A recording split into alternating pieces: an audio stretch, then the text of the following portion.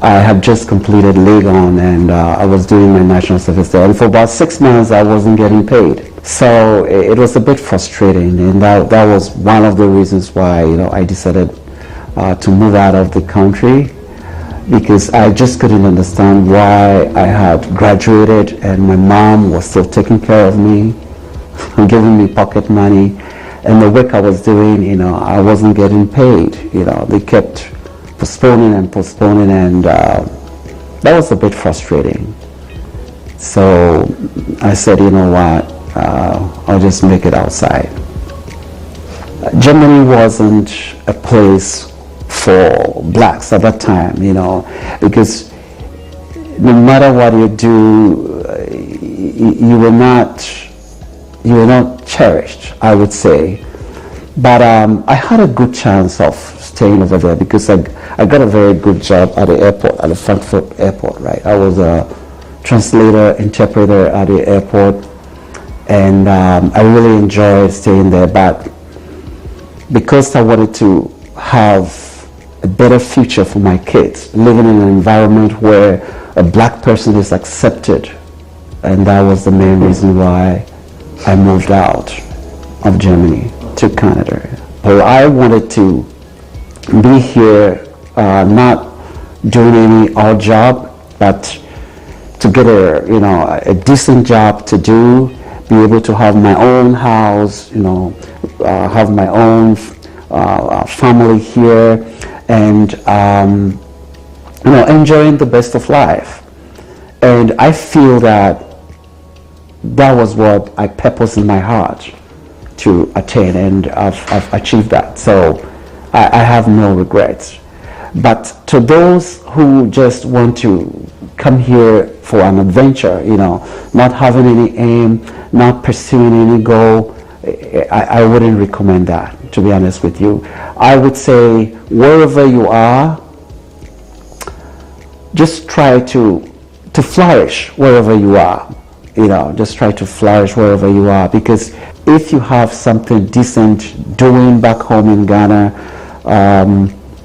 I wouldn't recommend living there, because life here has its advantages and disadvantages. You know, life here has its advantages and disadvantages.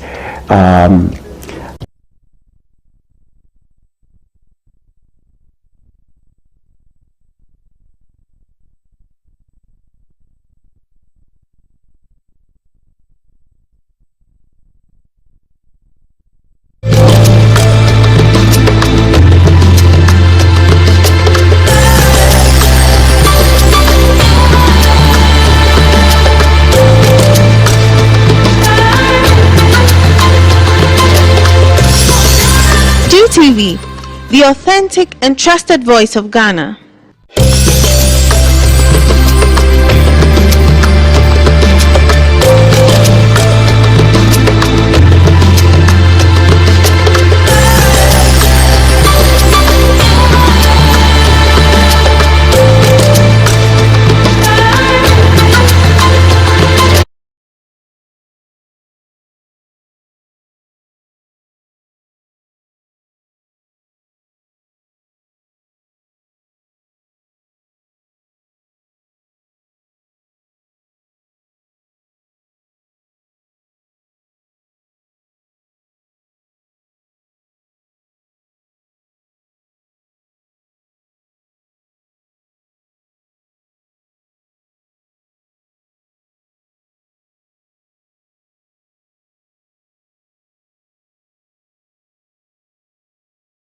Is fully capitalized on, you know, so that whatever the income that comes out of it will be used to improve the economy, will be used to improve, you know, the social status, the environment of the country.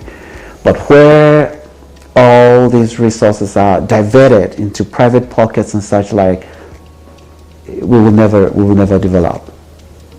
When I was moving out of Germany to Canada, my intention was to continue working here at the airport. The very day that I landed here in Canada, whilst my friend was running late to pick me up, I used the opportunity to interview people, to ask them how to get into the airport, to work there. And one official that I met who worked for the Greater Toronto Airports Authority was surprised. He said, "How long have you been here?" I said, "This is my first day landing here." "Oh, you just landed and you want to work at the Greater Toronto Airports Authority?" I said, "Yes." He said, "Wow, that's amazing." I said, "Yeah, that's what I want to do." He told me it's going to take a long time, but he can see me being great. And when you go out, people tell you, you know, when you come here, you need Canadian experience to be able to work at the airport or that kind of stuff. You need to be here for years. I said, no, that's not with me. And to be honest with you, I landed just after 1 week. I got employed by Lufthansa German Airlines. That was where I started. Because I dream big. I don't want to do menial jobs for such scanty pay, you know. And after 1 week, I just dressed up, showed up at the airport at the Lufthansa German office, and the manager looked at me and said, "Hey, what are you looking for?" I said, "I'm looking for a job." He said, "No, these jobs are for German-speaking people." I said, "Yes, I do." He said, "Yeah?" I said, "Come in." You know, he interviewed me at that moment and just asked me, "When do you want to start work?" You know, so I started working decently at the airport here, and then after 2 years, I got into the Greater Toronto Airports Authority. But prior to that, I got several jobs with Hewlett-Packard, you know, as a bilingual agent. So to be honest with you, the languages that I studied has been of immense help to me. Apart from working for the airport, I've got a license as a life insurance agent. Apart from that, I'm also an author. I've started writing books, you know, to encourage my people to aim high, you know, to have vision in life. And I've been able to write 2 books. The first book was Step into the Wisdom Lane of Wealth, a book that is biblically inspired. But I can tell you that the Bible has the best financial advice for everybody, because God is the source of all finances. He is the source of all wealth in this universe. There isn't a single day that I say I was unemployed ever since I landed here. I've never been unemployed here in Canada. It's all because of the vision that I have, the preparation that I made, you know, the skills that I had. They all worked to help me achieve my aim. I wouldn't advise any bank manager to sell all his properties and give the money to a connection man to bring him here, because in the first place, life here is not that easy. Things have changed. You know, the idea that we had about abroad in those years, you know, back in the 60s and 70s, things have changed. So I wouldn't risk, or I wouldn't advise any bank manager or anybody who is well-to-do in Ghana to sell his properties, his assets, give it to a connection man to come and lead, you know, a very desperate life here. In life, you should have a vision, because whatever you purpose in your heart, the Bible even says it that as a man thinketh in his heart, so is he. So you become whatever you imagine yourself to be. And as I said right from the scratch, I am what I am because that is what I wanted to be. Because when you have a vision, the vision pulls you. It directs your path. You know, your vision is like your GPS in life. You know, it dictates what you should do in life. But if you don't have any vision, if you don't have any purpose, you lead a loose life, and a loose life wouldn't take you anywhere. That is my advice. to the youth, to everybody. Have a vision in life and let that vision guide you.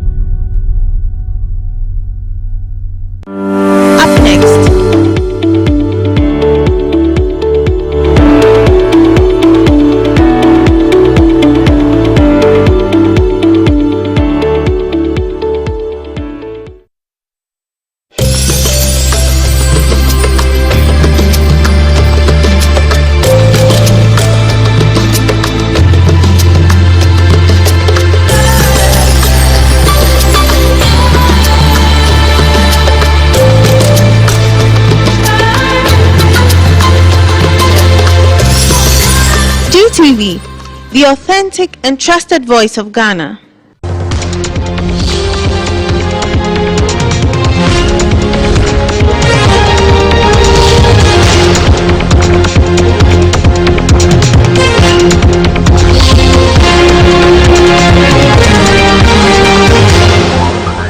Hello and welcome. You're watching Eye on Port, where we bring Ghana's ports and maritime industry closer to you. Eye on Port is made possible by Ghana Revenue Authority, GOIL PLC, Serene Insurance, Ghana Link, Meridian Port Services, and Phoenix Insurance. The program is powered by Ghana Ports and Harbours Authority, and our media partner is the Business and Financial Times. Viewers, there's been a notable development recently in Ghana so far as ocean science and marine fisheries is concerned. I'm talking about the establishment of the Africa Ocean Institute situated in the University of Cape Coast. This week on Eye on Port, we spoke to personnel from the university to tell us how the institute will serve as a hub for marine research policy and the establishment or the growth of the blue economy in Ghana. Here's an excerpt of our conversation. Right, so let me begin with Dr. Saren. Tell you, first of all, to tell us what the Africa Ocean Institute is about. So, as you rightly pointed out, in recent times, the University of Cape Coast established the African Ocean Institute with the approval of the Ghana Tertiary Education Commission. Right. Now, although this institute is a new one, it was built on 2 existing centers and 1 new center, being the Center for Coastal Management, which is a World Bank recognized Center of Excellence for Coastal Resilience, and then the Department of Fisheries and Aquatic Sciences, which is also an African Union Center of Excellence for marine fisheries and coastal management, and a newly established center of a center known as the Center for Marine Affairs. Now, the question you ask is to why we set this up, and in fact, since the 2 existing ones have been there for several decades. The Center for Coastal Management. Yes, the Center for